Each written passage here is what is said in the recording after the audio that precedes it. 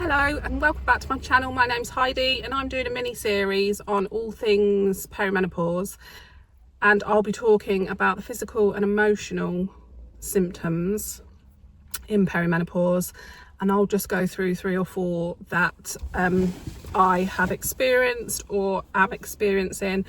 Symptom number 1 is body pain. So I remember before HRT I would wake up in the morning, and as soon as I sat up to get up out of bed, everything would hurt, like top to toe, just general body pain. Walking down the stairs was painful on my ankles, which was really bizarre, and I used to get down towards the last couple of steps, and quite often if I kind of bounce down the stairs, it would be painful all the way, and then my knee would sometimes give way.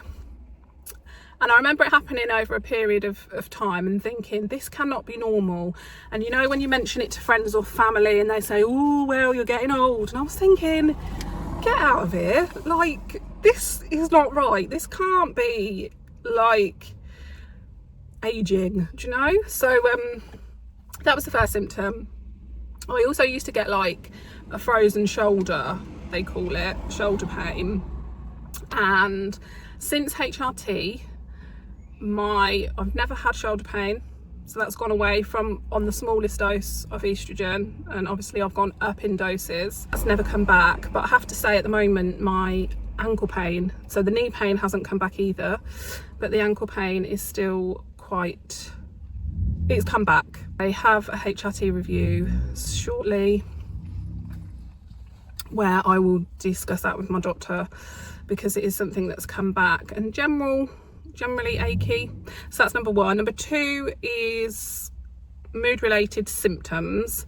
So my mood related symptoms was low mood, loads of crying, like just generally feeling quite sensitive.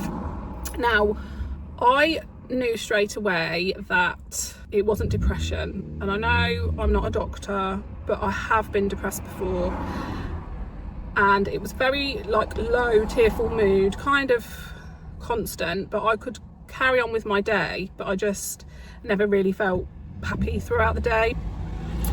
But I also felt like, because I had other symptoms as well, that it felt hormonal, you know, like when you're due on your period and you get really teary and quite moody and irritable.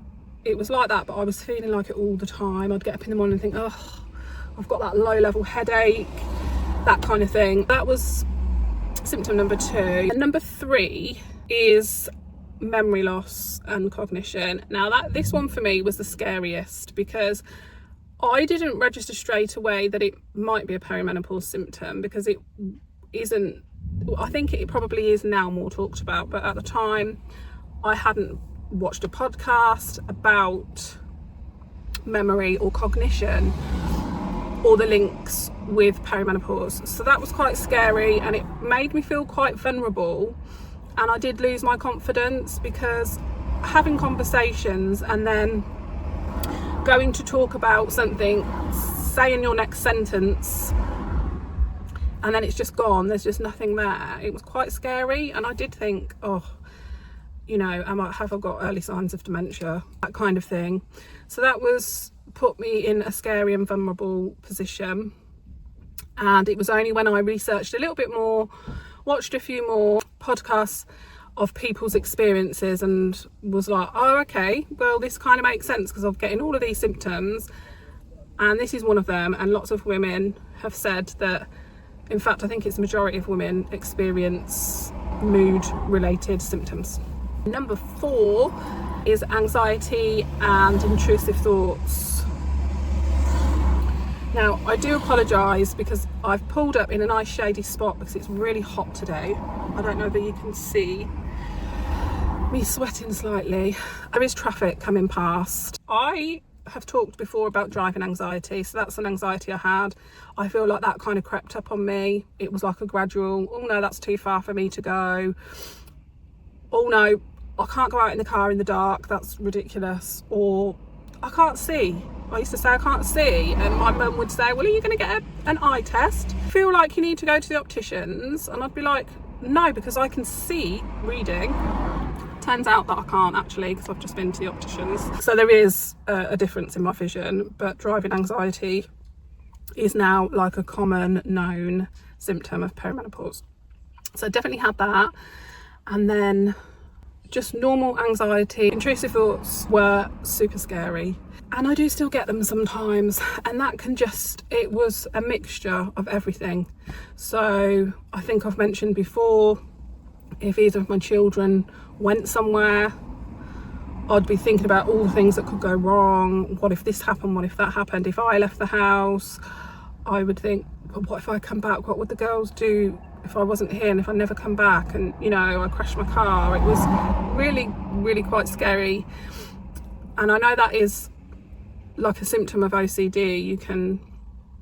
You have intrusive thoughts, but they obviously ruminate. So again, I thought, oh, have I got a mental health problem? Because I feel like I'm not coping very well, is this like a knock-on effect of that? But I'd never been an anxious person before, so I'd never had really any kind of anxiety, and I've always been sort of like a quietly confident person. So I weren't like an outgoing confident person, but I was self-confident, definitely not anxious, hyper independent. And as soon as I went on HRT, that noise did definitely quieten.